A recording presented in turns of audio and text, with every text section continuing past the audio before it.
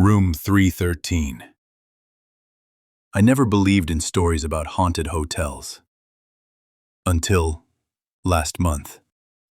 Late at night, on my way to the coast, I stopped in a small town and walked into the first hotel I saw. The receptionist was pale, almost translucent, but polite. She flipped through the reservation book and said, "We have one room left. The 13th on the third floor. Room 313. I noticed her hand tremble as she gave me the key. But I didn't think much of it. I was too tired.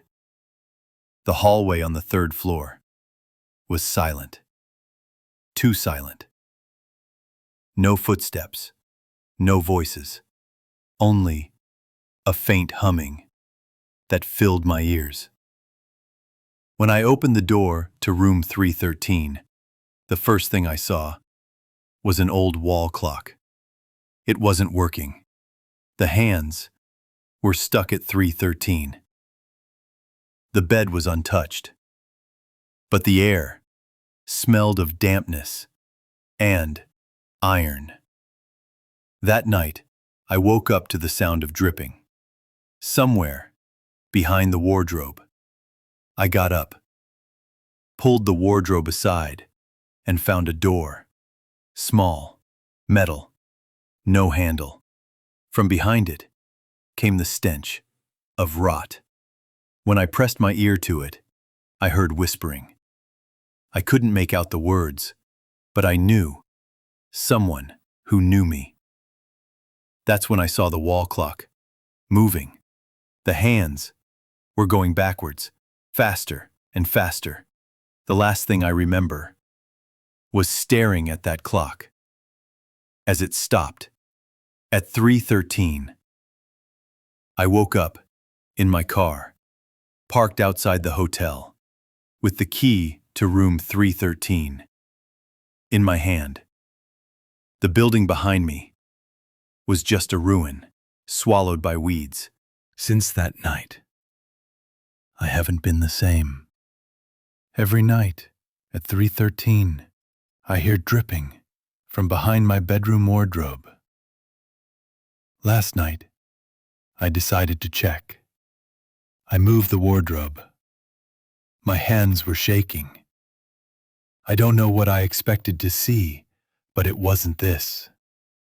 A door. Small. Metal. No handle. Exactly like the one in room 313. The whispering started again. This time, I could understand the words. You came back. My clock on the nightstand started ticking backwards. I stepped closer to the door, and it opened from the other side. The smell of rot hit me, and a cold, bony hand reached out. It grabbed my wrist and pulled me in. The moment the hand pulled me through the door, I expected to hit the floor, but instead, I fell. Endlessly. The air around me was damp, thick, like I was sinking into water that wasn't wet. When I finally landed, I wasn't in my room. I wasn't even sure I was in my world. The walls were made of dark, wet stone, covered in something that pulsed, slowly, like breathing. The only light came from clocks, hundreds of them, hanging from the walls, the ceiling, even embedded into the floor. All of them ticking backwards. In the distance, I saw figures standing perfectly still. Some wore clothes from decades ago, others from centuries past. Their eyes were wide, their mouths moving silently, as if whispering to someone I couldn't see. I turned, and there it was, the small metal door. Closed. No handle. Behind me, the whispering grew louder. Closer. I tried to run, but the floor seemed to stretch endlessly. The clocks began to speed up, their ticking becoming a deafening roar. And then I heard it. A voice, clearer than before.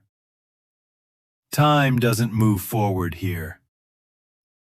I froze. It only moves towards you. Something cold brushed against the back of my neck.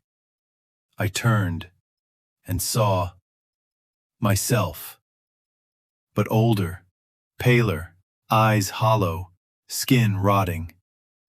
It smiled and whispered, "See you at 3:13."